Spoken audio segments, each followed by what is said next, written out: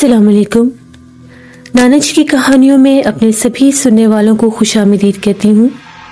उम्मीद करती हूँ आप सब लोग खैरियत से होंगे, जहाँ होंगे खुश होंगे और मेरे चैनल की खौफनाक कहानियों को, नाना जी की खौफनाक कहानियों को बहुत ज़्यादा पसंद भी करते होंगे। आज आप लोगों के लिए मैं नाना जी एक और बहुत ही ज़्यादा डरावनी कहानी लाई हूँ जिसे आप लोग बहुत पसंद करेंगे। सिलसिला शुरू करते हैं नाना जी की खौफनाक कहानियों का। सुल्फकार कहते हैं कि नाना जी बताते हैं, एक दफ़ा बरसात का मौसम था और बहुत तेज़ बारिशों का सिलसिला शुरू था। शाह साहब के पास उनके हुजरे पर इस मौसम में भी बहुत से लोग मुसीबत के मारे आया करते थे। उन्हीं बरसात के दिनों की बात है। आज बारिश कुछ कम थी तो कुछ लोग आए शाह साहब के पास। वो करीब के ही एक गांव के कुछ लोग थे। एक मर्द था और 3 औरतें थीं। वो बहुत ज़्यादा डरे हुए थे। शाह साहब ने उन लोगों को बिठाया और उनके आने का जो सारा मामला था, वजह थी, वो दरियाफ्त करने लगे। तो उनका ये कहना था कि जैसे आप जानते हैं बरसात का मौसम है, बारिशें शुरू हैं, हम लोगों के कच्चे मकान हैं, मिट्टी के घर, तो हम लोग इस मौसम में अपने कमरों में ही सोते हैं, लेकिन खिड़कियां दरवाजे खोलकर हम लोग 3 भाई हैं और हम लोगों के तीनों के घर साथ साथ हैं।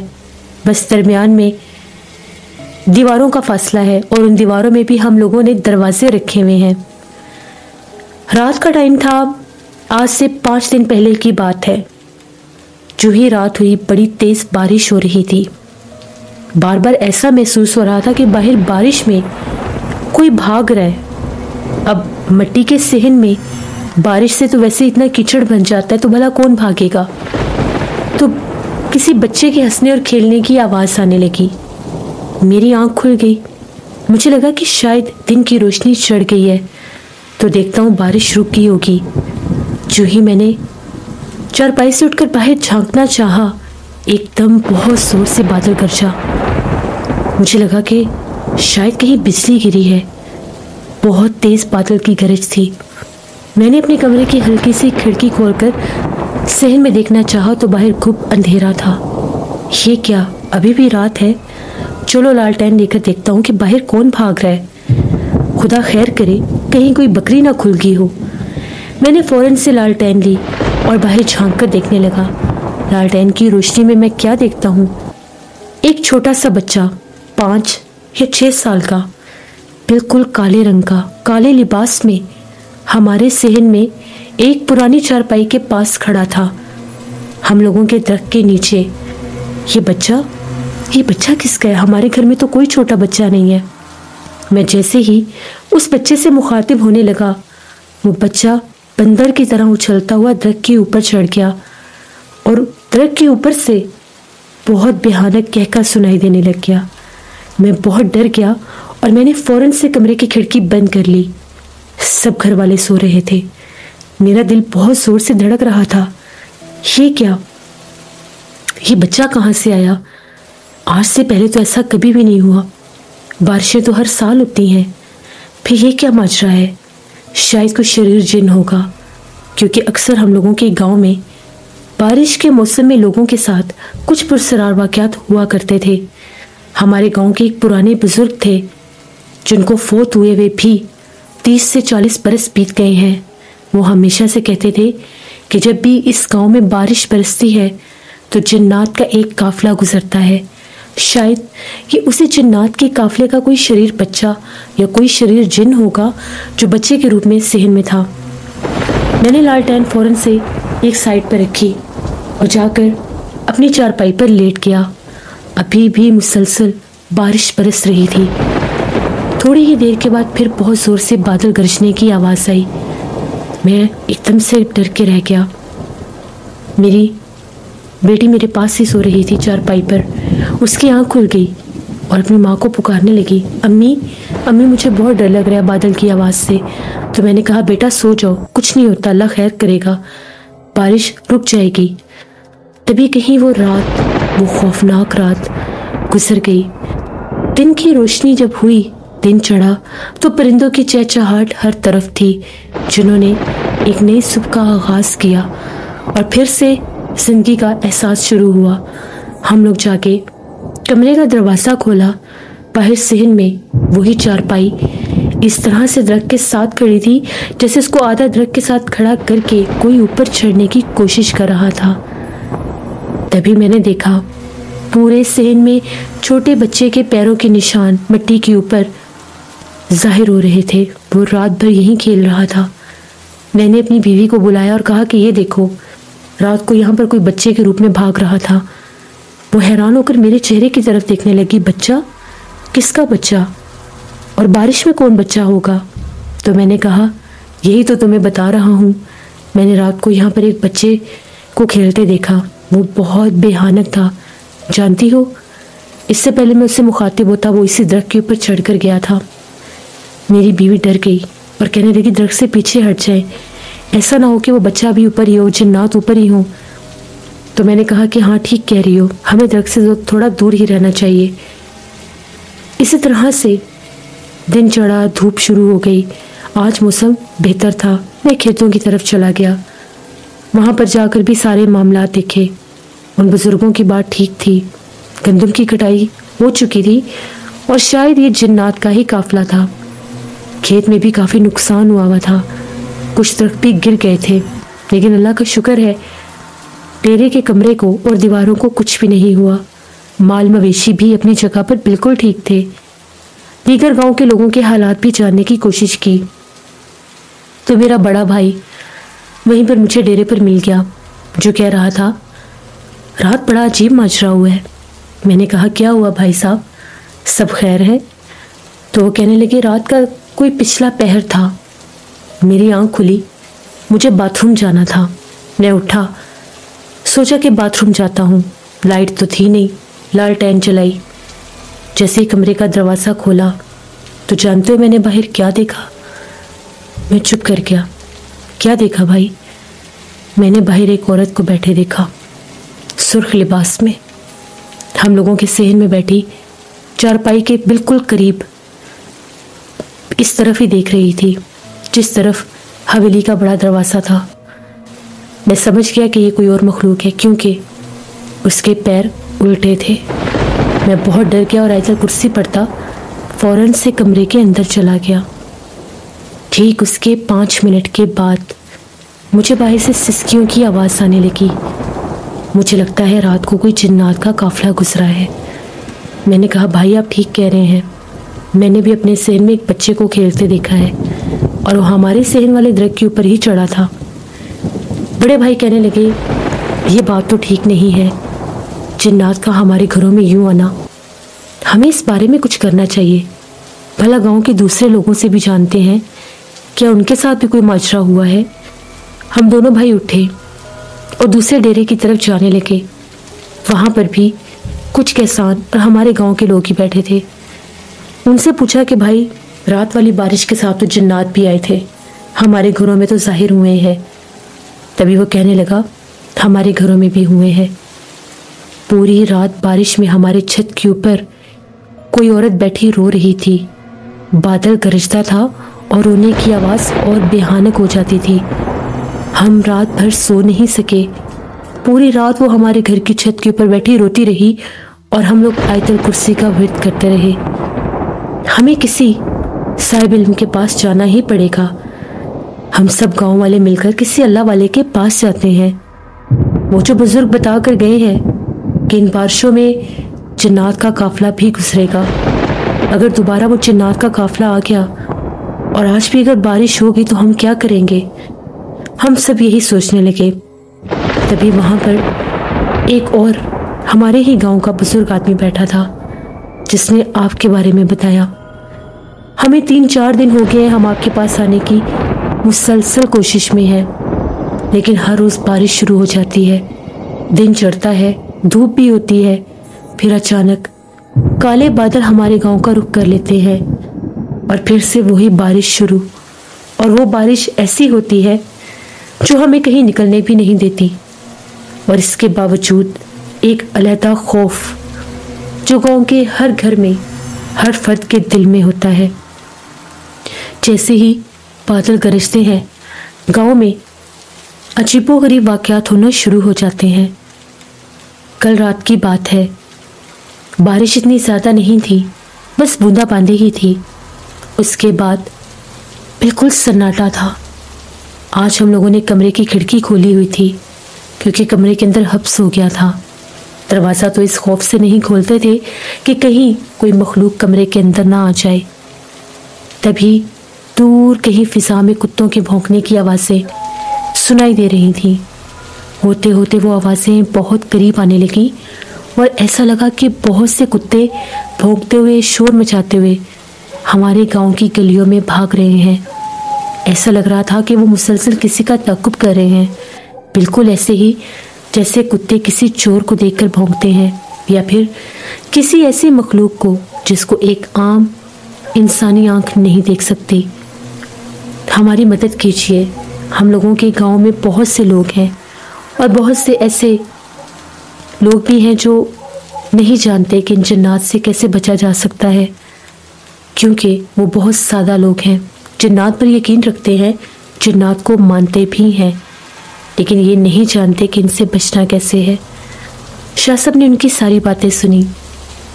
सारी बातें सुनने के बाद शाह साहब ने कहा कि क्या ये जिन्नात का काफिला सिर्फ तभी गुजरता है जब गर्मियों की बरसात होती है और जब गंदम की कटाई या फिर सर्दियों में होने वाली बारिशों में भी गुजरता है? तो उनका ये कहना था कि नहीं, ये काफिला सिर्फ और सिर्फ गर्मियों में ही गुजरता है और बिलखसूस तब जब गंदम की कटाई हो जाती है और उसके बाद फिर आंधियाँ शुरू होती हैं और कभी कभी बरसात की वो झड़ी भी लगती है जिसमें मुसलसल 7 दिन बारिश रहती है। वो 7 दिन वो जिन्नात का कबीला हमारे गांव का चक्कर काटता रहता है। हमें बताएं हम क्या करें? शाह साहब ने कहा कि इसका एक हल है। वो जिन्नात अपना हिस्सा लेने आते हैं। ये वो जिन्नात हैं जो आसपास के वीरानों के मकीन हैं। ये वो जिन्नात हैं जो आसपास के वीरान जंगलों से और ऐसी जगहों से आते हैं जहाँ पर इंसान नहीं जाते। ये वहाँ से अपना हिस्सा लेने के लिए आते हैं और ये कदीम पुरानी कहावत भी है, जब भी गंदम की कटाई होती है तो इंसानों के साथ साथ जिन्नात भी अपना हिस्सा लेने आते हैं। तो वो आदमी कहने लगा, शाह साहब मुझे ये बताएं, क्या जिन्नात भी हम लोगों की तरह खाते हैं? उनकी खुराक तो हड्डी, कोयला, ये ऐसी चीज़ें होती हैं। तो शाह साहब ने कहा कि ज़रूरी नहीं, जिन्नात की बहुत सी इकसाम होती हैं। कुछ जिन्नात हड्डियाँ खाते हैं, कुछ जिन्नात कोयला खाते हैं, कुछ जिन्नात खुशबू खाते हैं, कुछ जिन्नात इंसानी खून पीते हैं, कुछ जिन्नात इंसानी गोश्त खाते हैं। इसी तरह से कुछ जिन्नात मिठाई खाते हैं और कुछ जिन्नात हमारी तरह ही, जैसे हम रोटी खाते हैं, जैसे हम लोग ज़रूरियात ज़िंदगी पूरी गुजारते हैं, वो भी गुजारते हैं। तो ये वही जिन्नात हैं जो अपना हिस्सा लेने के लिए आते हैं। इसके 2 हल हो सकते हैं, या तो बरसात के पहले ही जब आप लोग गंदम की कटाई करते हैं तो उसका कुछ मखसूस हिस्सा पूरा गांव किसी एक बड़े से मैदान में रख दिया करें और वहाँ पर उसके चारों कोनों में खड़े होकर बाकायदा ऐलान किया करें कि ये जिन्नात का हिस्सा है, ये काफिला इसी तरफ से जाए और अपना गंदम और अपना हिस्सा लेकर निकल जाए। या फिर आप लोगों को उन 7 बरसात की दिनों और रातों में बिलखसूस शाम के बाद घरों से बाहर नहीं निकलना चाहिए, चाहे जितनी भी आवाज़ हो, चाहे जितना भी रोने की आवाज़ हो, हंसने की आवाज़ हो, बच्चे हों, बड़े हों, बुजुर्ग हों। किसी को जाते भी देखो तो मत पुकारो, किसी को जाते भी देखो तो उसके पीछे मत जाओ, भले वो तुम्हारे घर से कुछ लेकर ना जाए। तो लोगों ने कहा कि आपका जो पहला मशवरा है हम वैसा ही करेंगे। हम सभी गांव के लोग अपने अपने हिस्से के गंदम में से कुछ हिस्सा निकाल कर, गाँव का एक बहुत बड़ा मैदान भी है वहाँ पर रख दिया करेंगे और जैसे आपने कहा चारों कोनों में खड़े होकर बाकायदा ऐलान भी कर देंगे कि जो भी मखलूक है, जो भी काफिला है, वो यहीं से अपना हिस्सा लेकर चले जाएं और हमें बिल्कुल भी तंग ना करें, हमारी आबादी की तरफ मत आएं। शाह साहब ने कहा कि पहले ये करके देखें। اس کے بعد بھی اگر گاؤں میں وہ معاملات ہیں تو پھر اس کا کوئی اور حل کیا جائے گا۔ وہ لوگ چلے گئے، بارشوں کا سلسلہ بھی جاری تھا۔ پھر سے برسات کی وہی جھڑی لگی جس میں 7 دن مسلسل بارش رہتی تھی۔ تقریباً 10 دن کے بعد وہ لوگ پھر آئے اور ان لوگوں کا یہ کہنا تھا کہ گاؤں کے بہت سے لوگوں نے گندم کا حصہ دیا ہے، ہم چاروں بھائیوں نے بھی دیا ہے، اور اس میدان میں رکھ کے ہم لوگوں نے باقاعدہ چاروں کونوں میں اعلان بھی کیا ہے۔ اس شام بہت آندھی آئی، اتنی آندھی تھی کہ بہت سے گاؤں کے درخت بھی اکھڑ گئے، جڑوں سے اکھڑ کے ٹوٹ گئے، کچھ لہلہاتے کھیت بھی ملیا میٹ ہو گئے۔ اور جب ہم لوگوں نے اس میدان کا رخ کیا جہاں پر وہ گندم کے حصے رکھے گئے تھے تو وہ میدان خالی تھے۔ لیکن اس کے 2 دنوں کے بعد ہی گاؤں کے مختلف گھروں میں پھر سے جنات دکھائی دیے۔ ہم لوگوں کے اپنے صحن سے پھر سے رونے کی آواز آئی، اور آج میں نے بھی ایک بھیانک عورت کو دیکھا۔ رات تقریباً 2:30 بجے کا ٹائم تھا۔ میری آنکھ کھلی، کھڑکی کے اوپر ہلکی سی دستک ہو رہی تھی، مسلسل دستک۔ مجھے لگا کہ کہیں میرا کوئی بھائی نہ ہو، سب خیر ہو۔ میں نے پوچھا باہر کون ہے؟ تو میرے درمیانے بھائی کی آواز میں اس نے کہا شوکت دروازہ کھولو، میں آیا ہوں۔ تو میں نے کہا رحیم بھائی سب خیریت تو ہے؟ میں ابھی آتا ہوں۔ جیسے میں دروازہ کھولنے لگا تو دستک کھڑکی پر ہوئی۔ میں چونک گیا کہ یہ کیا، بھائی کھڑکی پر دستک کیوں دے رہے ہیں؟ میں نے فوراً سے دروازہ کھولا تو میرے آنگن میں بالکل باہر ایک بھیانک چہرے والی عورت چارپائی پر بیٹھی تھی۔ اس کا چہرہ بہت بدنما تھا، بہت بھیانک۔ میری چیخ نکلی اور میں نے کہا یہ کیا ہے، کون ہو تم؟ اس سے پہلے کہ میں کچھ اور کہتا وہ غائب ہو گئی۔ میرا بھائی کہیں بھی نہیں تھا۔ میری تو جان ہی نکل گئی۔ میں نے جلدی سے دروازہ بند کیا اور اپنے گھر والوں کو جگایا کہ سب جاگو، باہر کوئی ہے، وہ دروازے پر دستک دے رہی ہے۔ تبھی باہر سے ہمیں ایک خوفناک کہکا سنائی دیا۔ اب آپ ہمیں بتائیں ہم کیا کریں؟ ہمارے گھروں میں وہ دوبارہ نظر آئی ہے۔ شاہ صاحب نے کہا کہ سچ بتاؤ، تم چاروں بھائیوں میں سے کس کس نے حصہ دیا تھا؟ تو وہ یہ کہنے لگا کہ میرے درمیان والے بھائی نے حصہ نہیں نکالا۔ وہ یہ کہہ رہا تھا کہ تم لوگ نکال دو، ایسا ویسا کچھ بھی نہیں ہوتا، اگلے سال میں نکال دوں گا۔ تو شاہ صاحب نے کہا کہ جس گاؤں کے گھروں نے حصہ نہیں نکالا وہ جنات ان کو ہی تنگ کرنے کے لیے آئے ہیں۔ اس نے جان بوجھ کر اپنا آپ تمہارے اوپر ظاہر کیا کیونکہ تم میرے پاس آئے ہو ان سب کو لے کر، ان کو وہاں سے نکالنے کے لیے یا ان کے لیے کوئی حل تلاش کرنے کے لیے۔ جنات جس جگہ پر بھی ہوتے ہیں وہ اس انسان کے پیچھے پیچھے رہتے ہیں جو ان کو وہاں سے نکالنے کے لیے کسی صاحب علم کا رخ کرے، جو ان کو لے کر کسی ایسی جگہ پر جائے جہاں پر ان کے لیے کوئی ایسی رکاوٹ بن سکتی ہے کہ ان کو وہاں سے نکالا جا سکے۔ وہ جنات تمہارے پیچھے پیچھے ہی تھے جب تم یہاں پر آئے۔ تم نے بھائی سے کہو کہ اگر زندگی پیاری ہے اور گھر پیارا ہے اور گندم پیاری ہے تو کچھ حصہ اسی میدان میں رکھا ہے، اور جن جن لوگوں نے یہ نہیں کیا ان کو بھی جا کر یہی پیغام دو اور پھر آ کر بتانا۔ وہ چلا گیا اور 2 دن کے بعد واپس آیا اور آ کر یہ کہنے لگا کہ ان لوگوں نے معافی بھی مانگی اور وہاں پر گندم کا حصہ بھی رکھ دیا، لیکن گاؤں کا ایسا طبقہ جو گندم لے کر کھاتا ہے ان کے گھروں میں یہ معاملات ہوئے ہی نہیں۔ اس کے بعد کل کی رات پرسکون تھی، فضا میں کچھ چیخیں تھیں، بارش بھی تھی، لیکن ہمارے گھروں میں پھر سے جنات نہیں دکھائی دیے۔